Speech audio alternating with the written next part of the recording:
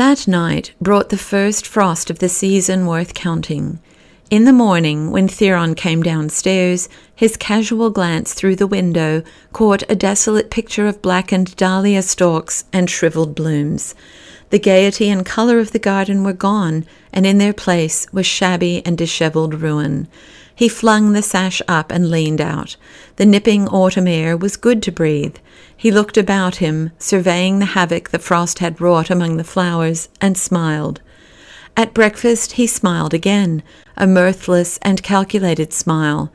"I see that Brother Gorringe's flowers have come to grief overnight," he remarked.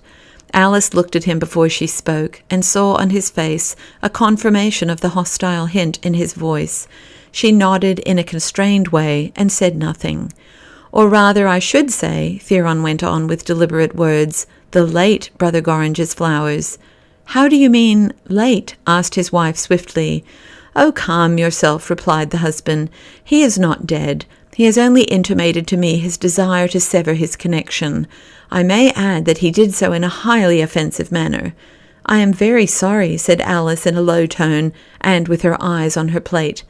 "I took it for granted you would be grieved at his backsliding," remarked Theron, making his phrases as pointed as he could. "He was such a promising probationer, and you took such a keen interest in his spiritual awakening. But the season of frost has nipped his zeal, along with $100 or more worth of flowers by which he testified his faith. I find something interesting in their having been blasted simultaneously." Alice dropped all pretense of interest in her breakfast.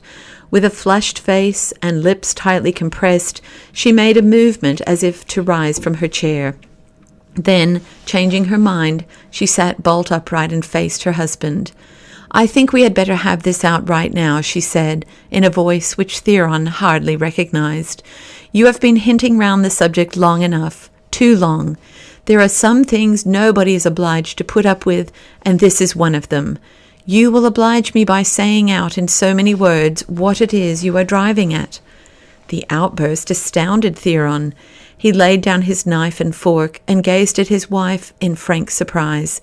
She had so accustomed him of late to a demeanour almost abject in its depressed docility that he had quite forgotten the Alice of the old days, when she had spirit and courage enough for two, and a notable tongue of her own.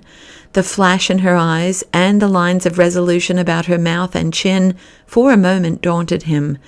Then he observed by a flutter of the frill at her wrist that she was trembling. "I am sure I have nothing to say out in so many words, as you put it," he replied, forcing his voice into cool, impassive tones. "I merely commented upon a coincidence, that was all. If, for any reason under the sun, the subject chances to be unpleasant to you, I have no earthly desire to pursue it." "But I insist upon having it pursued," returned Alice. "I've had just all I can stand of your insinuations and innuendos, and it's high time we had some plain talk. Ever since the revival, you have been dropping sly, underhand hints about Mr. Gorringe and me. Now I ask you what you mean by it." Yes, there was a shake in her voice, and he could see how her bosom heaved in a tremor of nervousness. It was easy for him to be very calm. "It is you who introduced these astonishing suggestions, not I," he replied coldly. "It is you who couple your name with his, somewhat to my surprise, I admit. But let me suggest that we drop the subject. You are excited just now, and you might say things that you would prefer to leave unsaid. It would surely be better for all concerned to say no more about it." Alice, staring across the table at him with knitted brows, emitted a sharp little snort of indignation. "Well, I never! Theron, I wouldn't have thought it of you." "There are so many things you wouldn't have thought on such a variety of subjects," he observed, with a show of resuming his breakfast. "But why continue? We are only angering each other." "Never mind that," she replied, with more control over her speech. "I guess things have come to a pass where a little anger won't do any harm. I have a right to insist on knowing what you mean by your insinuations." Theron sighed. "Why will you keep harping on the thing?" he asked wearily. "I have displayed no curiosity. I don't ask for any explanations. I think I mentioned that the man had behaved insultingly to me, but that doesn't matter. I don't bring it up as a grievance. I am very well able to take care of myself. I have no wish to recur to the incident in any way. So far as I am concerned, the topic is dismissed." "Listen to me," broke in Alice with eager gravity. She hesitated as he looked up with a nod of attention and reflected as well as she was able among her thoughts for a minute or two. "This is what I have to say to you. Ever since we came to this hateful Octavius, you and I have been drifting apart, or no, that doesn't express it, simply rushing away from each other. It only began last spring, and now the space between us is so wide that we are worse than complete strangers. For strangers at least don't hate each other, and I've had a good many occasions lately to see that you positively do hate me." "What grotesque absurdity," interposed Theron impatiently. "No, it isn't absurdity, it's gospel truth," retorted Alice. "And don't interrupt me. There have been times, too, when I've had to ask myself if I wasn't getting almost to hate you in return.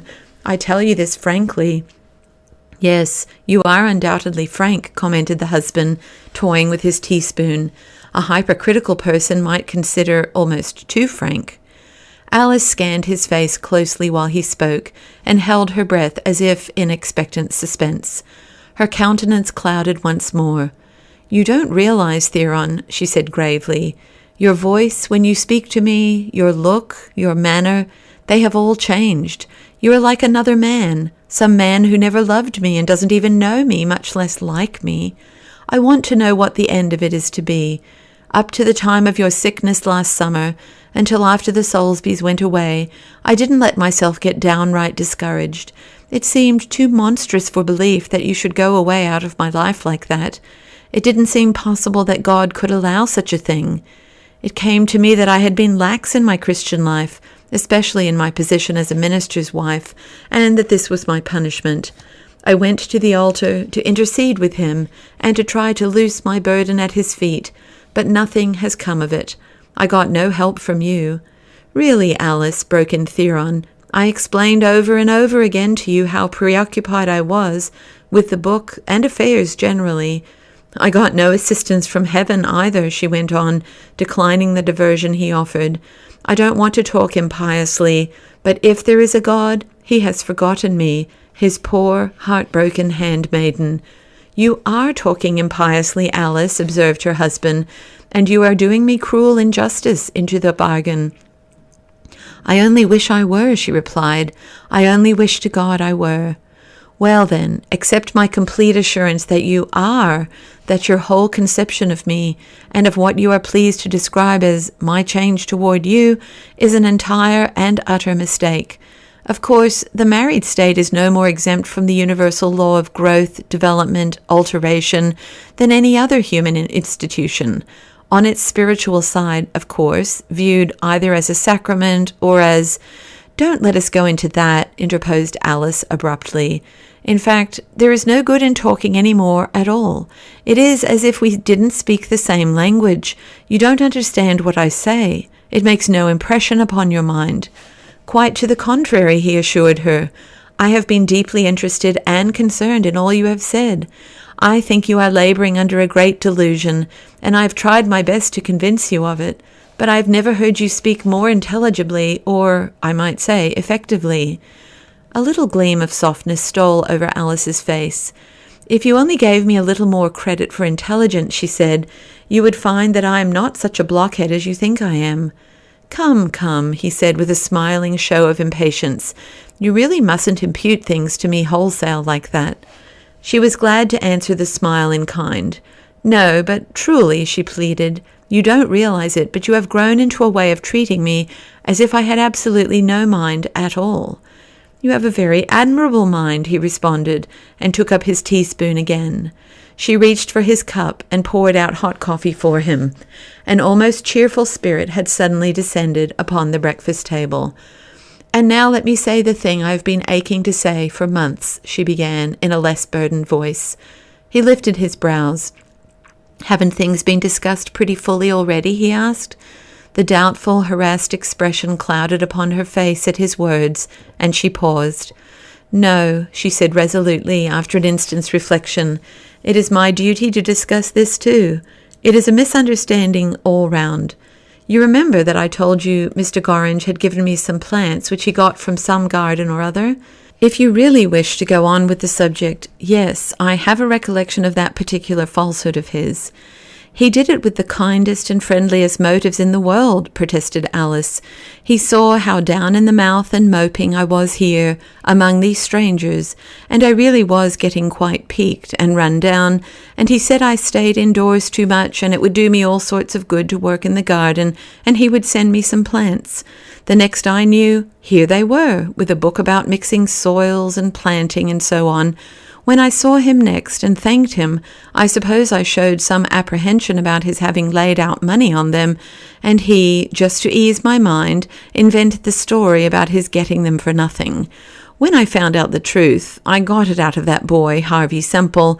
He admitted it quite frankly, said he was wrong to deceive me. This was in the fine first fervour of his term of probation, I suppose, put in Theron. He made no effort to dissemble the sneer in his voice. Well, answered Alice with a touch of acerbity, I have told you now, and it is off my mind. There never would have been the slightest concealment about it if you hadn't begun by keeping me at arm's length and making it next door to impossible to speak to you at all, and if he hadn't lied. Theron, as he finished her sentence for her, rose from the table. He dallied for a brief moment by his chair. There seemed the magnetic premonition in the air of some further and kindlier word. Then he turned and walked sedately into the next room and closed the door behind him. The talk was finished, and Alice, left alone, passed the knuckle of her thumb over one swimming eye and then the other, and bit her lips and swallowed down the sob that rose in her throat.